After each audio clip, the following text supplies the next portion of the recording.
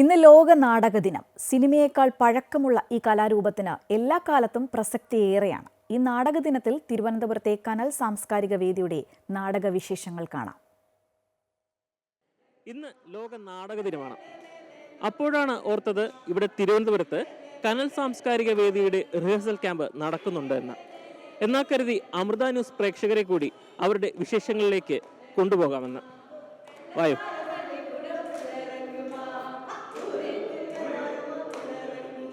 നിങ്ങൾക്കറിയോ, ഈ നാട്ടിൽ ഏറ്റവും കൂടുതൽ ലഹളകൾ ഉണ്ടാകുന്നത് ജാതിക്കോ മതത്തിനോ പെണ്ണിനോ പണത്തിനോ വേണ്ടിയല്ല, അധികാരത്തിന് വേണ്ടിയാണ്. അധികാരത്തിന് വേണ്ടി മാത്രം. KR മീരയുടെ ഭഗവാന്റെ മരണം തുടങ്ങി നിരവധി കൃതികളുടെ നാടകാവിഷ്കാരം ഉൾപ്പെടെ നിരവധി വേദികളിൽ അവതരിപ്പിച്ച കലാസാംസ്കാരിക കൂട്ടായ്മയാണ് കനൽ സാംസ്കാരിക വേദി. നാടകത്തിന് വേണ്ടി ഒരു ദിനം അത് നമ്മൾ നാടകക്കാർ അതിൻ്റെ പേരിൽ ഒത്തുകൂടുന്നു. അന്ന് അതുമായിട്ട് നാടകങ്ങൾ അവതരിപ്പിക്കുന്നു, സെമിനാർ സംഘടിപ്പിക്കുന്നു. അത് കുറച്ചുകൂടി മനസ്സിന് സന്തോഷം നൽകുന്നൊരു ദിവസമാണ് ഈ ലോക നാടക ദിനം മാർച്ച് 27 എന്നുള്ളത്. എൻ്റെ ഒരു വ്യക്തിപരമായ അഭിപ്രായം എന്നുള്ളത്, കല ഒരിക്കലും മത്സരിക്കാനുള്ളതല്ല.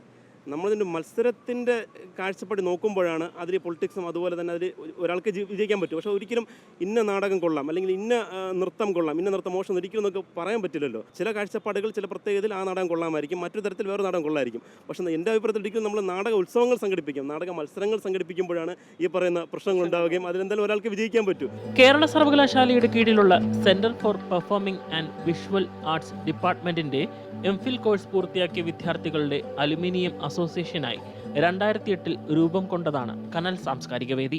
നാടകം ഒരിക്കലും നമുക്കൊരു വരുമാന മാർഗമല്ല, പ്രത്യേകിച്ച് അമച്വർ നാടകം. അതൊരു പാഷനാണ്, ഓരോരുത്തരുടെയും പാഷനാണ് ഇത്തരം നാടകങ്ങൾ. അപ്പോൾ അവൻ മറ്റ് തൊഴിലുകൾ കണ്ടെത്തുന്നതിനോടൊപ്പം ആ തൊഴിൽ ചെയ്യുന്നതിനോടൊപ്പം അവന് കിട്ടുന്ന ഇടവേളകളിൽ അല്ലെങ്കിൽ ഫ്രീ ആകുന്ന സമയങ്ങൾ മുഴുവൻ നാടക പ്രവർത്തനങ്ങൾക്കായി ഉപയോഗിക്കുന്നു. അപ്പോൾ ഞങ്ങൾ തന്നെ കനൽ സാംസ്കാരിക വേദിയിലെ മുഴുവൻ അംഗങ്ങളും മറ്റ് വരുമാന മാർഗ്ഗങ്ങളിൽ ജോലി ചെയ്യുന്നവരാണ്. അതിൽ ഉദ്യോഗസ്ഥരുണ്ട്, അധ്യാപകരുണ്ട്. ഞാൻ തന്നെ കേരള സർവകലാശാലയിലാണ് വർക്ക് ചെയ്യുന്നത്. അപ്പോൾ ബാക്കിയുള്ള വൈകുന്നേരങ്ങൾ, അവധി ദിവസങ്ങളെല്ലാം ഇത്തരം നാടക പ്രവർത്തനങ്ങൾക്കായിട്ട് നമ്മുടെ ഒരു കൂട്ടായ്മ തന്നെ ഉണ്ട്. അത് ഉപയോഗിക്കുന്നുണ്ട്, കൃത്യമായിട്ട് നമ്മളത് ചെയ്യുന്നുമുണ്ട്. ആദ്യകാലങ്ങളിൽ നാടകം പഠിപ്പിക്കുന്നവരും പഠിച്ചവരും ഗവേഷക വിദ്യാർത്ഥികളും അധ്യാപകരുമായിരുന്നു ഇതിലെ പ്രധാന അംഗങ്ങൾ. എന്നാൽ പിന്നീട് സംസ്ഥാനത്തെ അങ്ങോളം ഇങ്ങോളമുള്ള നിരവധി ആളുകൾ പങ്കുചേർന്ന് ഈ കൂട്ടായ്മയും അതിനൊത്ത് ഉയർന്നു. ഇന്ത്യയിലെ ഒട്ടുമിക്ക നാടകോത്സവങ്ങളിലും കനൽ സാംസ്കാരിക വേദി മികച്ച പങ്ക് വഹിച്ചിട്ടുണ്ട്. കൂടാതെ നാടകവുമായി ബന്ധപ്പെട്ട പുസ്തകങ്ങൾ, ലേഖനങ്ങൾ, സെമിനാറുകൾ, കൊച്ചുകുട്ടികൾക്കുള്ള അവധിക്കാല ക്യാമ്പുകൾ ഈ കൂട്ടായ്മ സംഘടിപ്പിക്കാറുണ്ട്. മലയാളത്തിലെ ആദ്യ ടൈം ട്രാവൽ ബേസ്ഡ് നാടകമായ സോവിയറ്റ് സ്റ്റേഷൻ കടവും കനൽ സാംസ്കാരിക വേദിയുടേതാണ്. കാലത്തിനൊത്ത് രൂപമാറ്റങ്ങൾ കൊണ്ട് മികച്ച നാടക അവതരണമാണ് ഈ കൂട്ടായ്മയുടെ വിജയവും.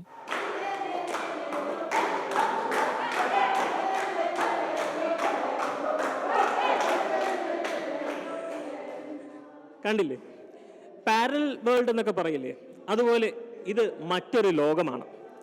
ഈ ലോകത്തിൽ കറുപ്പെന്നോ വെളുപ്പെന്നോ ഇല്ല, ജാതിമത വിവേചനമില്ല, വലിയവനെന്നോ ചെറിയവനെന്നോ ഇല്ല, ലിംഗ വ്യത്യാസമില്ല.